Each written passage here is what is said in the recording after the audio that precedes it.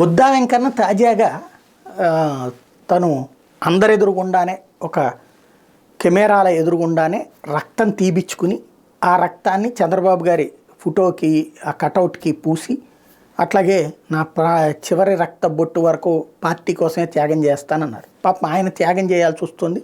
ఆయన నియోజకవర్గం జనసేనకి, ఆయన కోరుకుంటున్నటువంటి అనకాపల్లి నియోజకవర్గం కూడా జనసేనకి. ఈ రెండు చోట్ల కూడా బీసీలు ఎక్కువ ఉంటారు కాబట్టి తనకి ఇవ్వమని ఆశించారు.